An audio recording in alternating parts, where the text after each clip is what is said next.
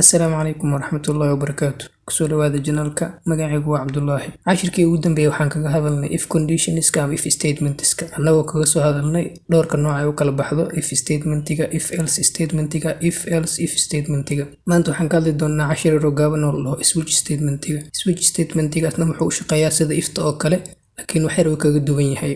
Switch statementiga muxuu ku shaqeeyaa? Switch statementiga wuxuu qaadanayaa marka hore switch expression uu qaadanaya expression kaas oo ahaa wixii aan hore kusoo baranay. Wixii meeshan ka soo baxo marka waxaa loo kala qaadi doonaa case loo kala qaadi doonaa, yani case kan hadduu noqdo, case kan hadduu noqdo, case kan hadduu noqdo, case kan hadduu noqdo. Waxaan soo gelinaa expression inta la soo geliyay ama wuxuu noqon karaa case 1, case 2, case 3, case 4, case 5, case 6 ilaa iyo case n. marka intaas dhan ay noqon waayaan waxaa la noqonayaa default. Yani default waxa waa else ugu dambeeyay. marka if soo qaadanayna if waxaan dhahnay else waxaan naga shaqeyn waayaan else ugu dambeeyaa jiro. haddii expression-kaaga intuu sax yahay oo case-kan ku saxsan yahay waxaa la qabanayaa wixii inta ugu dirto, kadibna break la lahaa. break-gan hadda marka inta ugu dambeeyso waa optional.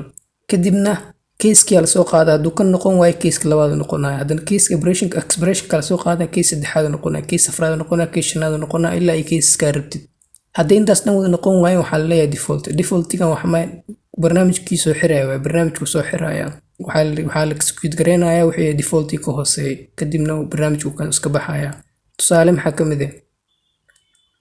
waxaan dhahnay noo sameey variable dhaho my number, waxaan noogu shubtaa 2.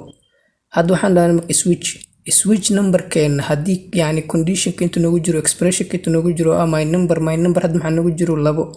waxaan dhahnay switch my number haddii uu 2 la mid yahay case 1 sameey, yani case 1 kan waxay ka dhigan tahay my number wax ku jiro 1 miya may haddaysan case-ka uu 1 la mid ahayn waxaan dhahnay my number hadduu case-ka uu 1 la mid yahay waxaan dhahnay number-kaaga waa 1 break. waa markuu 1 la mid yahay bisu soo daawacaya meeshaas. waxaan dhahnay maahano inta imo hadana case-ka maxaa waaye 2. case-ka hadduu 2 noqdo waxaan dhahnay soo daawac my number is 2, kadana break yani jooji waa programka. haddii labadooda uu noqon waayo waxaan dhahnay default, waxaa dhahdaa my number is not found, yani numberka lama helin. aan marka hal usoo qaadno marka numberka maxaa noogu jiro 2, case-ka 1 waaye, numberkan 2 waa noogu jiro in 2 miya may meeshan lama galaayo oo number 1 lama soo daawacayo.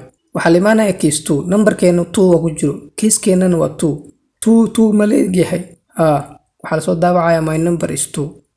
hadda barnaamijkan hadda example-kan wuxuu noo soo daawacayaa my number is 2 oo ah case 2.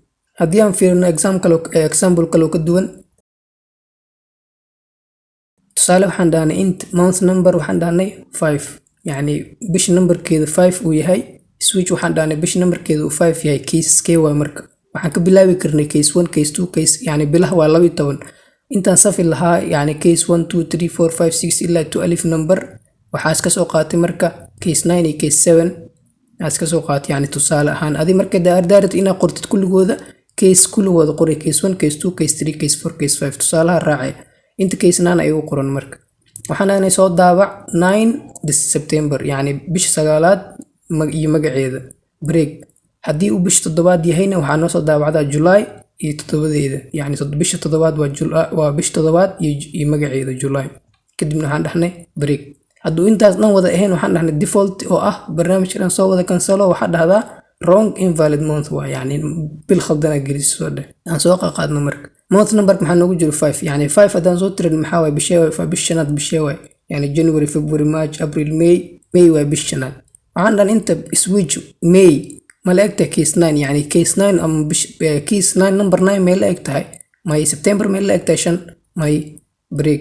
intuu imaanaa haddana wuxuu dhahay case 7 ma la egtahay July waa 7, 5 ma la egtahay may. hadda barnaamijkan muxuu noo soo daawacayaa barnaamijkan leena waxa meesha soo gelinay 5ka soo gelinay case-keen nooguma jiro. hadduu inta case 5 noo aali lahaa meelaha mid ka mid ah hadduu case 5 yaali lahaa waxaa noo soo bixi lahayd 5 minus May ama yani numberkan minus bisha magaceeda noo soo bixi lahaa. hadda waxaa noo soo baxay wrong invalid number. waxaan rajeynayaa inaad fahantay. waa cashir iska fudud switch statement ayaa la lahaa. aad u mahadsan tahay. Assalaamu calaykum waraxmatullaahi wabarakaatu.